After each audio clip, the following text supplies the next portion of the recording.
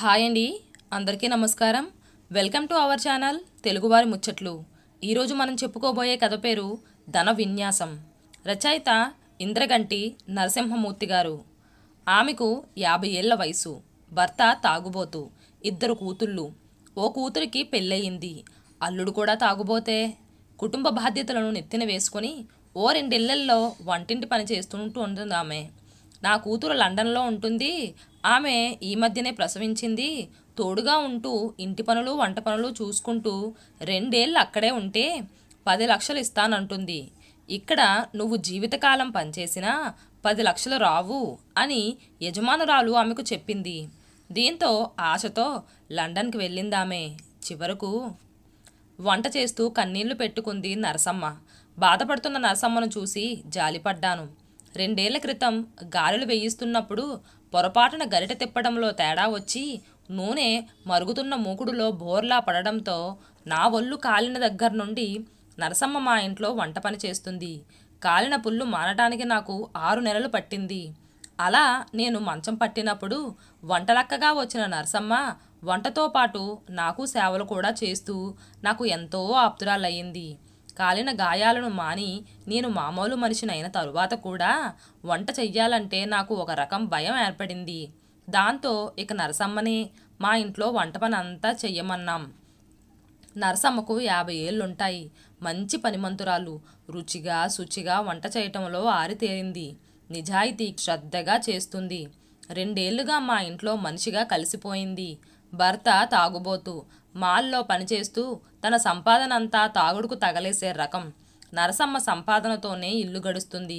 నరసమ్మ మా ఇంట్లో కాకుండా మరో ఇంట్లో కూడా వంట చేస్తుంది. వంట చేసుకోలేని వాళ్ళకి రెగ్యులర్గా భోజనం క్యారేజీలు పంపుతుంది. నరసమ్మకి 2 కూతుళ్ళు.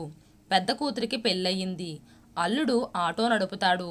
నరసమ్మ కుటుంబం ఉంటున్న వీధిలోనే చివరింట్లో పెద్ద కూతురు అల్లుడు కాపురం ఉంటున్నారు. వాళ్ళకి 2 చిన్న పిల్లలు. 2 కూతురు పెళ్ళిడికొచ్చింది. ఆమె పెళ్లి చెయ్యాలనుకుంటుంది నరసమ్మ. భర్తతో పాటు అల్లుడు కూడా తాగుబోతని బాధపడుతూ ఉంటుంది నరసమ్మ. వంట చేస్తూనే తన కుటుంబ విషయాలు చెప్పటం నరసమ్మకు అలవాటు. నిన్న రాత్రి అల్లుడు తాగొచ్చి మా అమ్మాయిని కొట్టాడమ్మా, దాని బతుకు తలుచుకుంటే భయమేస్తుంది అంటూ తన కన్నీళ్లకు కారణం చెప్పింది నరసమ్మ. ఓదార్చటం నా వంతయింది. నా మొగుడు తాగొచ్చినా నేనంటే భయపడతాడు. కానీ అల్లుడు మాత్రం నా కూతురిని కారణం లేకుండానే కొడతాడు. అదే నా బాధ. మా రెంటి సంబంధం చూసి పెళ్లి చెయ్యాలనుకుంటున్నాను. పెద్దల్లుడులా కాకుండా ఉద్యోగస్తుడైతే బాగుంటుందనుకుంటున్నాను. దాని పెళ్ళైతే నా బాధ్యత తీరిపోతుందమ్మా అంటూ తన మనసులో బాధ వెళ్ళబోసుకుంది నరసమ్మ. లండన్ నుండి అమ్మాయి ఫోను. 1 గంట సేపు మాట్లాడింది. ఫోన్ కట్ చేశాక ఏమిటి విశేషాలు అని అడిగారు శ్రీవారు. మనవరాలికి 3వ నెల వచ్చింది కదా. పురిటికి లండన్ వెళ్ళిన అమ్మాయి అత్తగారు ఇండియా వచ్చేస్తానంటున్నారట. మరో నెలలో అమ్మాయి డ్యూటీకి వెళ్ళాలట. మనవరాల్ని కనిపెట్టుకుని ఉండటానికి ఇంట్లో వంట పనికి నమ్మకస్తురాలైన వంట మనిషిని చూడమంటుంది. కనీసం 2 ఏళ్ళు చంటిపిల్లని సాకటానికి మనిషి కావాలంటుంది. అమ్మాయి చెప్పిన విషయం వివరాలు శ్రీవారికి నివేదించాను. 1 నిమిషం ఆలోచించి మనం నరసమ్మ ఒప్పుకుంటే లండన్ పంపుదాం. రేపు నరసమ్మ రాగానే వివరాలు చెప్పి ఒప్పిద్దాం అన్నారు. నరసమ్మ వినయ విధేయతలు పనితీరు శ్రీవారు చాలాసార్లు మెచ్చుకున్నారు. నరసమ్మ ఒప్పుకుంటే మన అమ్మాయి అదృష్టవంతురాలే అన్నాను శ్రీవారి ప్రతిపాదనను సమర్థిస్తూ. నాకు 2 సంతానం. మొదటి సంతానం అమ్మాయి. అల్లుడు అమ్మాయి 2 డాక్టర్లే. 2 లండన్లోనే మకాం. అమ్మాయి తరువాత అబ్బాయి బెంగళూరులో సాఫ్ట్వేర్ ఇంజనీరు. కోడలు ఇంజనీరే. శ్రీవారు ఎడ్యుకేషన్ డిపార్ట్మెంట్ రిటైర్ అయి 3 ఏళ్ళు అయ్యింది. శ్రీవారు ఆస్మా పేషెంట్ కావటంతో లండన్ వెళ్ళటానికి ఇష్టపడటం లేదు.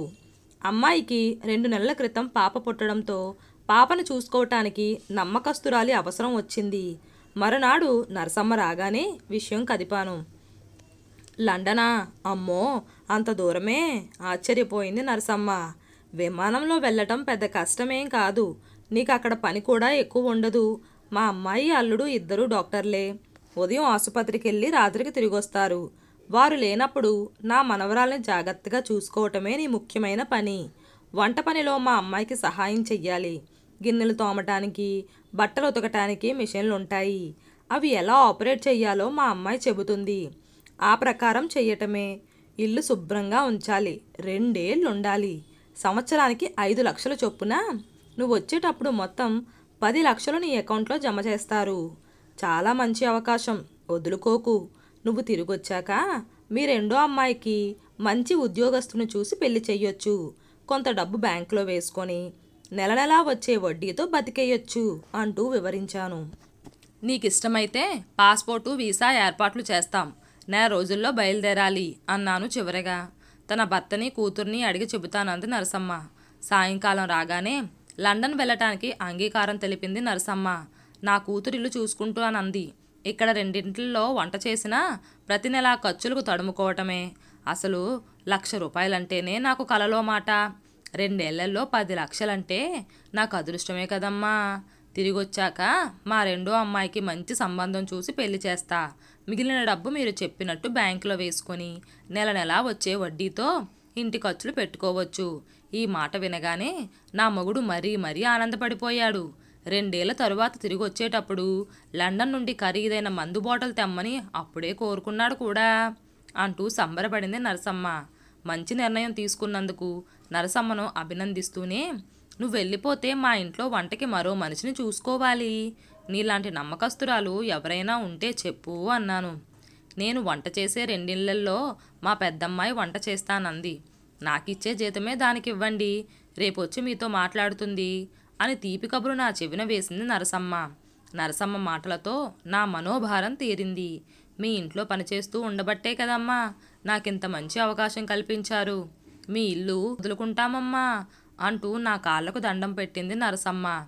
మరో 2 నెలల్లో పాస్పోర్టు వీసా రావటంతో మా బంధువులొకరు లండన్ వెళుతుంటే వాళ్ళకు కూడా నరసమ్మను పంపించాను. నరసమ్మ పెద్ద కూతురు నాగలక్ష్మి మా ఇంట్లో వంట పనికి కుదిరింది. నిజంగా 2 ఏళ్లలో 10 లక్షలు ఇస్తారంటారా?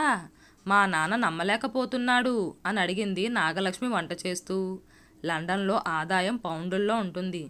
మన రూపాయల్లో మారిస్తే 10 లక్షలే. కానీ నిజానికి అక్కడ మా అమ్మాయి ఆదాయంతో పోలిస్తే తక్కువే. సందేహం నివృత్తి చేశాను. నాగలక్ష్మికి 25 ఏళ్లుంటాయి. 20 ఏళ్లకే పెళ్లి కావడంతో 2 పిల్లల తెల్లయ్యింది. మనిషి చామంచాయ అయినా ముఖం కలగానే ఉంటుంది. మనిషి నీటిగా ఉంటుంది. 10th క్లాస్ వరకు చదువుకున్నట్టు చెప్పింది. చక్కగా మాట్లాడుతుంది. మనిషి మహా చురుకు. వాళ్ళమ్మ గంటలో చేసే పనిని కూతురు అరగంటలో చేసేస్తుంది. పని శుభ్రంగా చేస్తుంది. సైకిల్ మీద తిరుగుతుంది. భర్త సంపాదన అతని తాగుడుకు తగలేస్తాడని కుటుంబ పోషణ భారం తనదేనని చెప్పుకొచ్చింది. మా అమ్మది నాది ఒకలాంటి బతికేనమ్మా. మా నాన్న తాగుతాడు, నా మొగుడు తాగుతాడు. మా ఇళ్లల్లో ఆడవారి సంపాదన మీదే సంసారాలు నడుస్తున్నాయి అంటూ తల్లిలాగే కూతురు వాపోయింది. వారి అవస్థలకు జాలిపడటం తప్ప నేనేం చేయగలను? ఆ రోజు వంట చేస్తూ రాత్రి తన మొగుడు తాగొచ్చి కొట్టాడని చెప్పింది నాగలక్ష్మి. పిల్లలు భయపడిపోయారమ్మా అంది కూరలో పోపు పెడుతూ. అయ్యో, మీ నాన్నతో చెప్పలేకపోయావా అని అడిగాను. మా నాన్న, నా మొగుడు కలిస్తే తాగుతారు. మా అమ్మ ఉన్నప్పుడు నన్ను ఓదార్చేది. ఒక్కొక్కసారి నా మొగుడిని కేకలేసేది. ఇప్పుడు మా అమ్మ లేకపోవటంతో నాకు దిక్కు లేకుండా పోయింది. నాలో నేను కుమిలిపోవటం తప్ప ఎవరితో చెప్పుకోలేక బాధపడుతున్నానమ్మా. పిల్లల ముందు దెబ్బలు తింటూ సిగ్గుతో చచ్చిపోతున్నాను. ఒక్కొక్కసారి ఆత్మహత్య చేసుకోవాలనిపిస్తుంది అంటూ కన్నీళ్లు తుడుచుకుంది. కొన్ని మంచి మాటలు చెప్పి ఊరడించాను. గృహహింసా చట్టం కింద పోలీస్ కంప్లైంట్ ఇస్తానని బెదిరించి చూడమన్నాను. పోలీస్ స్టేషన్కి వెళ్ళాలంటేనే భయమమ్మా. నా తలరాత ఎలా ఉంటే అలా అవుతుంది అందే నిర్లిప్తంగా. ఈ మద్యం మహమ్మారికి ఎన్నో కుటుంబాలు బలి అవుతున్నా ప్రభుత్వం పట్టించుకోవటం లేదు. మద్యం తాగటం హానికరమని ప్రకటనలు ఇచ్చే ప్రభుత్వమే సంక్షేమ పథకాల కోసం స్వయంగా మద్యం అమ్మించి సంపాదిస్తుంది. ఇదేం విచిత్రం! ఆ సంక్షేమ పథకాలతో లబ్ధి పొందుతున్న కుటుంబాలే సంక్షోభంలో చిక్కుకుంటున్నాయి. మద్య నిషేధం అమలు చేస్తేనే మీ కుటుంబాలు బాగుపడతాయి అన్నాను ఆవేదన వ్యక్తం చేస్తూ. 2 సంవత్సరాలు ఓపిక పట్టు. మీ అమ్మొచ్చాక మీ కుటుంబ పరిస్థితులు బాగుపడతాయి. అప్పటికీ తట్టుకోలేకపోతే నీ భర్తకు విడాకులు ఇచ్చేద్దువు గాని మీ అమ్మ సంపాదనతో మీ కుటుంబ పోషణకు లోటుండదు అన్నాను. 2 సంవత్సరాలు మా అమ్మ నా దగ్గర లేకుండా ఎలా గడుస్తాదో అని భయంగా ఉందమ్మా. మా నాన్న, నా భర్త ఇద్దరూ ఒకలాంటోళ్లే. ఆడాలంటే వాళ్ళకి లోకువ. వాళ్ళ కాళ్ళ కింద అణిగి మణిగి ఉండాలని అనుకుంటారు. నాగలక్ష్మి ఆవేదనను వ్యక్తం చేసింది. భయపడటం పిరికి వాళ్ళ లక్షణం. నువ్వు అణిగిమణిగి ఉన్నంతకాలం వాళ్ళు అలాగే అణిచివేస్తారు. ధైర్యం చేసి ఎదిరించు, విడాకులు ఇస్తానని బెదిరించు సలహా ఇచ్చాను. నాగలక్ష్మికి మనోధైర్యం కల్పించడానికి రోజూ ప్రయత్నిస్తున్నాను. నరసమ్మ నా మనవరాలని చక్కగా చూసుకుంటుందని, ఇంటి పనులన్నీ నీట్గా చేస్తుందని, రుచిగా వండి పెడుతుందని ఎంతో నమ్మకస్తురాలని మా అమ్మాయి ఫోన్లో చెబుతుంటే ఆ విషయాలన్నీ నాగలక్ష్మికి చెప్పి ఉత్సాహపరిచేదాన్ని. 2 సంవత్సరాలు ఇట్టే గడిచిపోయాయి. ఒప్పందం ప్రకారం 10 లక్షలు నరసమ్మ బ్యాంకు ఖాతాలో జమ చేసి ఇండియా పంపించింది మా అమ్మాయి. వాళ్ళ ఇంటికి వచ్చిన కొద్ది గంటల తరువాత నరసమ్మ మా ఇంటికొచ్చి నా కాళ్ళకు దండం పెట్టింది. ఈ 2 సంవత్సరాలలో మనిషి కొంచెం ఒళ్ళు చేసింది, రంగు తేలింది. మీ మేలు మరిచిపోలేనమ్మా. మీ అమ్మాయి గాళ్ళ ఇంట్లో మనిషిలా చూసుకున్నారు. మీ అల్లుడు బంగారం. మీ మనవరాలని వదిలి రావటం బాధనిపించింది అంటూ లండన్ విశేషాలు ఏకరువు పెట్టింది. చాలా విషయాలు నాకు తెలిసినవే అయినా నరసమ్మని నిరుత్సాహపరచలేక కొత్త విషయాలు వింటున్నట్లు తలాడించాను. కాసేపు కబుర్లయ్యాక ఓ వారం తరువాత తను వంట చేయటానికి వస్తానని, అంతవరకు నాగలక్ష్మి చేస్తుందని చెప్పి నిష్క్రమించింది నరసమ్మ. ఆ రోజు నాగలక్ష్మి ఉత్సాహంగా వంట పూర్తి చేయటం గమనించాను. 2 రోజుల తరువాత నరసమ్మ బ్యాంక్ పాస్బుక్తో వచ్చింది. పాస్బుక్లో ఎంట్రీలు చూసి 10 లక్షలు జమ అయినట్లు ధృవీకరించాను. 1 లక్ష రూపాయలు మా పెద్దమ్మాయికి ఇద్దామనుకుంటున్నాను. అది చిన్న కిరాణా షాప్ పెట్టుకొని ఆదాయం పెంచుకుంటానంటుంది. దాని బ్రతుకు కూడా బాగుపడాలని నా కోరిక. మిగిలిన డబ్బు మీరు చెప్పినట్టు బ్యాంకులో నెల నెలా వడ్డీ వచ్చేలా ఫిక్స్ డిపాజిట్ చెయ్యాలనుకుంటున్నానమ్మా అని చెప్పింది నరసమ్మ. నీ ఆలోచన బాగుంది. పిల్లల భవిష్యత్తు బాగుండాలనే తల్లి కోరుకుంటుంది. నువ్వు అనుకున్నట్లు చెయ్యు. నీ భర్తకి కానీ నీ అల్లుడికి కానీ డబ్బు అందనీయుకు. వాళ్ళ చేతిలో పడిన డబ్బు వ్యసనాల పాలవుతుంది సలహా ఇచ్చాను. నేనే అదే అనుకుంటున్నానమ్మా. జాగ్రత్తగా ఉండకపోతే డబ్బు ఖర్చయిపోవటం ఎంతసేపమ్మా. నా మొగుడు నేనేదో తనకిస్తానని నేనొచ్చినప్పటి నుండి ఆశగా చూస్తున్నాడు. మా అల్లుడు సరే సరి. ఆ ఇద్దరికి 1 రూపాయి కూడా ఇవ్వదలుచుకోలేదు. నా డబ్బులు నా ఇష్టం, ఏమంటారు అంటున్న నరసమ్మను అభినందించాను. డబ్బు పాపిష్టిది, జాగ్రత్తగా ఉండు అని హెచ్చరించాను. మీ మేలు ఈ జన్మలో మరవలేనమ్మా. నా కుటుంబానికి ఓ దారి చూపారు. మీ రుణం తీర్చుకోలేను. ఓ వారంలో బ్యాంకు పనులు పూర్తి చేసుకొని మళ్ళీ మామూలుగా వంటకొస్తాను. నా ఆదాయం వదులుకోను. ఓపికన్నంత వరకు కష్టపడతాను అని చెప్పింది నరసమ్మ. మరునాడు తెల్లవారుతూనే నాగలక్ష్మి నుండి ఫోను. ఘోరం జరిగిపోయింది. రాత్రి గుండె నొప్పితో మా అమ్మ చనిపోయిందమ్మా అంటూ గొల్లుమంది. అవాక్కయ్యాను. శ్రీవారికి విషయం చెప్పాను. పద చూసొద్దాం అంటూ కారు తీశారు. నరసమ్మ ఇంటికి వెళ్ళేసరికి లోపల గదిలో నరసమ్మ ప్రశాంతంగా పడుకున్నట్లుంది. ముఖం వరకు గుడ్డ కప్పి ఉంది. నరసమ్మ మొగుడు, అల్లుడు అంత్యక్రియలు ఏర్పాట్లు చేస్తున్నారు. నాగలక్ష్మి, ఆమె చెల్లెలు నరసమ్మ పార్థివ దేహం ముందు నుంచొని ఏడుస్తున్నారు. ఏడ్చి ఉందేమో. నాగలక్ష్మి మొహం ఉబ్బిపోయి ఉంది. ధారాపాతంగా కారుతున్న కన్నీళ్లు తుడుచుకుంటూ నన్ను చూసి నా దగ్గరకొచ్చి చెప్పింది. అర్ధరాత్రి తల్లికి గుండె నొప్పి వస్తే చెల్లెలు గబగబా తన ఇంటికొచ్చి చెప్పిందని, తానెళ్ళి చూసేసరికి ప్రాణం పోయిందని నాగలక్ష్మి చెప్పింది. ఓదార్చడానికి మాటలు చాలలేదు. నరసమ్మ అర్ధాంతరంగా చనిపోవటానికి ఆమె మొగుడు, అల్లుడు కారణమేమో. డబ్బు కోసం పీడిస్తే తట్టుకోలేక గుండె నొప్పితో కూలబడిందేమో అన్నారు శ్రీవారి ఇంటికొస్తూ. 15 రోజుల తరువాత నాగలక్ష్మి పనిలోకొచ్చింది. ఆ రోజు నా దగ్గర అంత చక్కగా తన ఆలోచనలు నాతో పంచుకున్న నరసమ్మ గుండె నొప్పితో చనిపోయిందంటే నమ్మబుద్ధి కావటం లేదు. ఏం జరిగిందే? ఇంట్లో ఏమైనా గొడవలు జరిగాయా అని అడిగాను. ఏం మాట్లాడకుండా వంట చేస్తున్న నాగలక్ష్మిని. నా వైపు చూసి తలదించుకుంది నాగలక్ష్మి. ఆమె మౌనంగా మనసులో రోదిస్తుందని అర్థమైంది. కాసేపు ఓదార్చి విషయం రాబట్టాలని ప్రయత్నించాను. వంట పూర్తి చేసి బోరున విలపించింది. మా అమ్మ గుండె నొప్పితో చనిపోలేదు. నా భర్త, నాన్న కలిసి చంపేశారమ్మా అని చెప్పింది. అవునమ్మా, ఆ రాత్రి మా నాన్న, నా భర్త బాగా తాగి వాళ్ళింటికెళ్ళి బ్యాంకులో డబ్బు వాళ్ళ పేరున మార్చమని గొడవ చేశారట. మా అమ్మ అందుకు ఒప్పుకోలేదట. మా నాన్న మా అమ్మని కొట్టాడట. దెబ్బలు భరిస్తూనే 1 రూపాయి కూడా మా నాన్నకి ఇవ్వనని మా అమ్మ తెగేసి చెప్పిందట. మా అమ్మ మొండితనం చూసి నా భర్త తువ్వాలు తీసి డబ్బిస్తావా ఇవ్వవా అంటూ మా అమ్మ మెడ చుట్టూ బిగించాడట. అదే సమయంలో మా నాన్న అమ్మను కదలకుండా పట్టుకున్నాడట.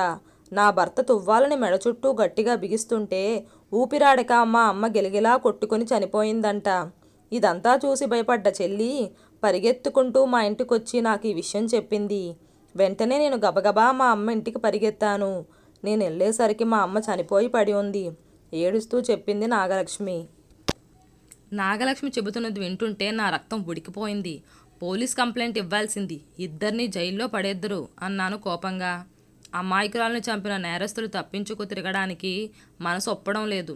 నేను ఇంటికెళ్ళగానే నా భర్త మా నాన్న నా కాళ్ళు పట్టుకొని పోలీసులకు చెప్పొద్దని బతిమలాడారు. ఉత్తినే బెదిరించాలనుకున్నామని, చంపాలనుకోలేదని, తాగిన మైకంలో తప్పు చేశామని కన్నీళ్లు కార్చారు. పోలీసులకు చెబితే తమను అరెస్ట్ చేస్తారని, అమ్మ సంపాదించిన డబ్బు పోలీసులు తీసేసుకుంటారని, చెల్లెలు పెళ్లి కాదని బెదిరించారు. నేను చాలాసేపు ఆలోచించాను. పోలీసులు వస్తే అల్లరిపాలవుతామనుకున్నాను. ఆడవాళ్ళం కోర్టుల చుట్టూ తిరగాలంటే భయమేసింది. పోయినమ్మ ఎలాగూ తిరిగిరాదు. బతికున్న మగాళ్ళిద్దరినీ జైల్లో పడేస్తే పిల్లలు అనాథలైపోతారని ఆడాళ్ళం ఒంటరిగా బతకలేమనిపించింది. అందుకే గుట్టు చప్పుడు కాకుండా తెల్లారగానే అమ్మని శ్మశానానికి తీసుకెళ్ళి బుగ్గి చేశామమ్మా. ఎవరితో చెప్పుకోలేక నోరు మూసుకున్న దాన్ని మీ దగ్గర దాయలేకపోయానమ్మా. ఈ విషయం ఎవ్వరికీ చెప్పకండమ్మా అంటూ వలవలా ఏడ్చింది. అప్పుడే మా నాన్న నా భర్త డబ్బు ఖర్చు పెట్టి మా అమ్మ గుండె నొప్పితో చనిపోయిందని డాక్టర్ సర్టిఫికేట్ తెచ్చుకొని మున్సిపాలిటీ వాళ్ళ దగ్గర నుండి డెత్ సర్టిఫికేట్ తెచ్చుకోవటానికి ప్రయత్నిస్తున్నారు. అది రాగానే బ్యాంకులో డబ్బుని వాళ్ళ పేర మార్చుకొని తగలేస్తారు. మా దగ్గర డబ్బు లేనప్పుడు డబ్బున్న వాళ్ళు ఎంతో సుఖపడతారనుకునే వాళ్ళం. కానీ డబ్బు చేతికొచ్చాక కష్టాలు కొని తెచ్చుకున్నట్టు అయ్యింది. డబ్బే కదమ్మా మా అమ్మ చావుకు కారణం. ఆ డబ్బే మా ఇంట్లో గొడవలు రేపుతుంది. ఆ డబ్బు కోసమే మా నాన్న నా మొగుడు వాటాలు తెగక కొట్టుకు చేస్తున్నారు. మా బతుకులు ఇంతేనమ్మా, మమ్మల్ని ఎవ్వరూ బాగు చేయలేరు అని విలపించింది నాగలక్ష్మి. మీ అమ్మ తన సంతానం కోసమే 2 ఏళ్ళు ఇంటికి దూరంగా ఉండి డబ్బు సంపాదించింది. మీ అమ్మ సంపాదనతో మీ బతుకులు బాగుపడతాయనుకున్నాను. అవసరానికి మించిన డబ్బు అనర్థదాయకం అని అర్థమైంది. డబ్బు పచ్చని ఇంట్లో మంటలు రేపుతుందని ఏడుస్తూ కూర్చుంటే జీవితాలు బాగుపడవు. డబ్బుని సరైన పథకాలలో పెట్టుబడి పెడితే అది మరింత డబ్బును సృష్టిస్తుంది అన్నాను కాస్త కటువుగా. మాకు అవేం తెలియదమ్మా, ఏదో ఇలా బతికేయటమే అంది బాధగా నాగలక్ష్మి. నేనింకేమీ పట్టనట్టు ఉండదలుచుకోలేదు. నరసమ్మ పిల్లలకు ధైర్యం చెప్పాలనుకున్నాను. నరసమ్మ సంపాదన దుర్వినియోగం కాకుండా కుటుంబ క్షేమానికి ఉపయోగపడాలనుకున్నాను. అందుకు నా వంతు సహాయం చెయ్యాలని నిర్ణయించుకున్నాను. రేపు నిన్ను బ్యాంకుకు తీసుకెళ్తాం. మీ అమ్మ బ్యాంక్ పాస్బుక్ తీసుకురా, మేనేజర్తో మాట్లాడదాం అన్నాను. మరునాడు నాగలక్ష్మితో బ్యాంకుకు వెళ్ళి మేనేజర్తో మాట్లాడాను. నరసమ్మ ఖాతాలో డబ్బు మొత్తం నాగలక్ష్మికి తప్ప వేరెవ్వరూ తీసుకోలేరని వివరించాను. నరసమ్మ ఇంటికి వెళ్ళి నాగలక్ష్మి తండ్రికి భర్తకి నరసమ్మ డబ్బు నాగలక్ష్మికే చెందుతుందని, డబ్బు జోలికొస్తే పోలీస్ కంప్లైంట్ ఇస్తానని గట్టిగా బెదిరించాను. వాళ్ళు తీసుకున్న డాక్టర్ సర్టిఫికేట్ సహాయంతో వారం రోజుల్లో మున్సిపల్ ఆఫీస్ నుండి డెత్ సర్టిఫికేట్ తీసుకొని నరసమ్మ ఖాతాలో డబ్బుని నాగలక్ష్మి పేర మార్పించాను. ఆ తరువాత సగం డబ్బు ఆమె చెల్లెల పేరు మీద మార్పించాను. నాగలక్ష్మికి నా అండ ఉందని తెలిసాక మగాళ్ళిద్దరూ నోరు మూసేశారు. నాగలక్ష్మి చేత తన వాటాకొచ్చిన డబ్బుతో హోటల్ పెట్టించి ఉపాధి కల్పించాను. నాగలక్ష్మి తండ్రిని తాగుడు మానమని, 2వ కూతురు పెళ్లి చెయ్యమని ఉద్బోధించాను. వారానికోసారి నాగలక్ష్మి హోటల్కి వెళ్ళి అవసరమైన సలహాలు ఇస్తున్నాను. మరో 2 నెలల తరువాత ఆ రోజు సాయంత్రం నాగలక్ష్మి మా ఇంటికి వచ్చింది. మీ మేలు ఈ జన్మలో మర్చిపోలేనమ్మా. 4 వంటవాళ్ళు, 3 సర్వర్లతో మా హోటల్ బాగా నడుస్తుంది. నా చెల్లికి సంబంధాలు చూస్తున్నారు. నా భర్త ఇదివరకులాగానే తాగొచ్చినా నా జోలికి రాకుండా పడుకుంటున్నారు. మా నాన్న తాగుడు తగ్గించాడు. పిల్లలిద్దరినీ కాన్వెంట్లో చేర్పించాను. మా అమ్మ లేని లోటు బాధేస్తుందమ్మా. లేవగానే రోజు మా అమ్మ ఫోటోకి దండం పెట్టుకొని పని ప్రారంభిస్తానమ్మా అని చెప్పింది నాగలక్ష్మి. పోయిన ప్రాణం ఎలాగూ తీసుకురాలేం. మీరు బాగుపడితేనే మీ అమ్మ ఆత్మ శాంతిస్తుంది. నోటికి 2 వైపులా పదునుంటుంది. విధ్వంసాన్ని సృష్టించే డబ్బు, విద్వేషాన్ని రగిలించే డబ్బు మనిషి విజయానికి వేదికవుతుంది. మనిషి సుఖదుఖాలకు ధనమే మూలం. మనిషి బాగుపడటానికి, చెడిపోవటానికి డబ్బే ప్రధాన సూత్రం. కలిమిలేములు స్వయంకృతం ముక్తాయించాను నాగలక్ష్మిని అభినందిస్తూ.